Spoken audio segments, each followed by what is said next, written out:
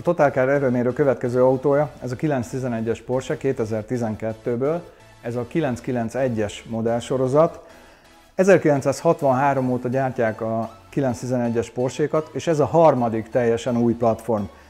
Aki nem ásta magát bele a modelltörténetbe, az azt gondolja, hogy ezek majdnem mind egyformák, csak ilyen facelifteket csinálnak, és valóban ritkán módosítanak nagyot, de amikor ez a sorozat megjelent, ez tényleg egy teljesen új autó volt, kis túlzással egy csavart se vittek át az előd modellből. Még a motorokat is átdolgozták, a karosszéria pedig teljesen megújult. Hosszabb is lett egy kicsit, de ami még fontosabb, hogy a farmotor elhelyezését próbálták előbbre vinni, és 26 mm-rel sikerült is az előd modellhez, a 997-eshez képest, ami nagyon kevésnek tűnik, de pályán nagyon sokat számít. Ugye ez a modell még az, ami szívó Boxer 6-os motorokkal jött. Egyesek szerint ez nagyon fogja növelni az értékét az eladáskor.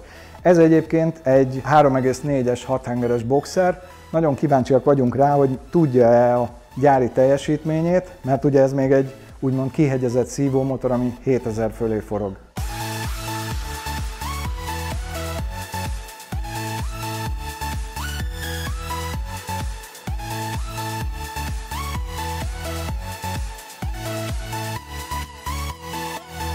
Amikor megjöttél ezzel az autóval, láttam, hogy egy karcolás nincs rajta, de ami rögtön feltűnt, hogy emlékeztem rá, hogy 2012-es a modell, viszont már a faceliftelt hátsó lámpák vannak rajta, meg mi egymás, ez miért került rá? Hát igazság szerint, amikor én megvettem ezt a kocsit, nem akartam turbós 911-est vásárolni, én egy ilyen szívómotoros rajongó vagyok, fogalmazhatok így, viszont a faceliftnek az eleje nagyon tetszett, ezért ilyen otthoni bütykölös úriember vagyok.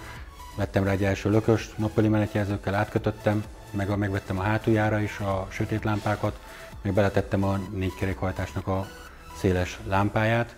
Ugye ez nem összkerékhajtású, az összekötőcsík, ami nagyon-nagyon tetszik. Így egy picit egyedi. Nekem az egyik kedvencem, nekem is pont azért, mert szívómotoros, meg minden. Nekem volt egy benyomásom arról, hogy milyen ezzel a kocsival hétköznapokban élni, mert szerencsére forgalomban is tudtam tesztelni, többször is, de milyen tényleg a hétköznapokban az autó. Én nagyon sokat még nem autóztam vele, feleségem használja inkább, de ennél jobbat még nem találtam. Azért kérdeztem ezt, mert nekem is az a véleményem, hogy én már ezt a szupersportkocsik kategóriájába sorolom, tehát a Ferrari, Lamborghini, stb. Mellé, mert a pálya használatnál ugyanúgy bírja, ugyanolyan időket lehet vele menni, de egy nagy különbség van, hogy ez használható a városba.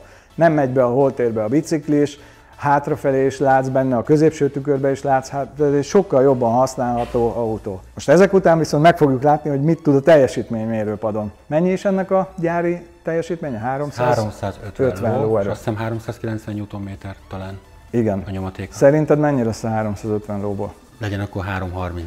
30 000 kilométer van benn, mondom, nem vagyok egy ilyen nagyra vágyó, 330 meg van, én már örülök, de lehet, hogy meg lesz 340 is. Én azt gondolom, hogy valamivel 350 alatt lesz, és nem azért, mert van benne 30 000 km, hanem azért, mert általában ezek sokat forgó, viszonylag nagy liter teljesítményű szívómotorok alul teljesítenek kicsit, legfeljebb a laborban tudják a gyárit, most már ki fog derülni, hogy ez mit tud a 350-ből.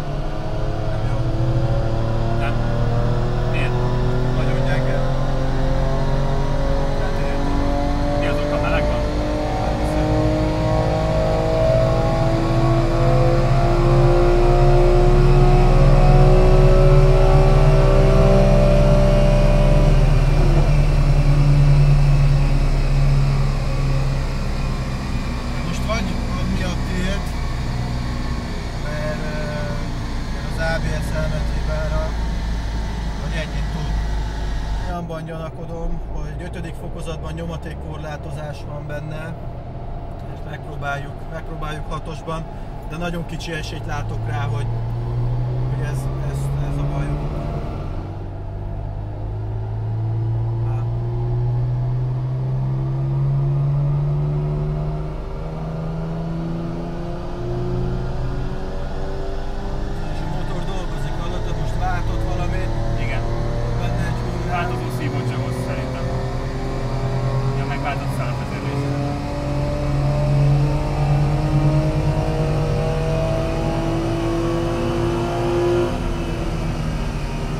Meg volt a 911-esnek a mérése, és tanácstalanul állunk a görbéknél, mert több mint 100 lóerővel gyengébb volt a mérés, többször próbáltuk több fokozatban, és a görbék is szokatlan hullámokat vetnek, ez konkrétan olyan, mint a viharos tenger. Bizonytalanok vagyunk, mert nem tudjuk, hogy ez az autó valami miatt letiltott és elektronikusan leszabályozta a teljesítményét, esetleg van valami problémája. Beszélgettünk a tulajdonossal, ő azt mondja, hogy nem vezetett már erős autót, sőt a barátja is vezetett erős autót, ő is vezette az autót, és nem érezték, hogy ne lenne meg a 350 lóerő. Szerintem ennél több van benne, én szerintem. Valószínűleg valamibe leszabályoz. Egyébként majd a műsor után adok egy nagyon jó árajánlatot az autóra.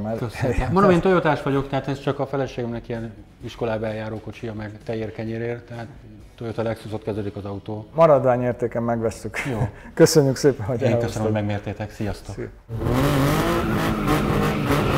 Meglepődtünk a Porsche mérésénél, hogy több mint 100 lóerővel gyengébb. Meg kellene csinálnunk a diagnosztikát, loggolni egyet normál üzemi körülmények között, utcán, és loggolni egyet itt fékpadon is, de sajnos most erre nincs időnk, a Porsche még vissza fog térni, meg fogjuk nézni, hogy akkor mennyit tud. Maradjatok velünk, iratkozzatok fel a csatornánkra, látni fogjátok.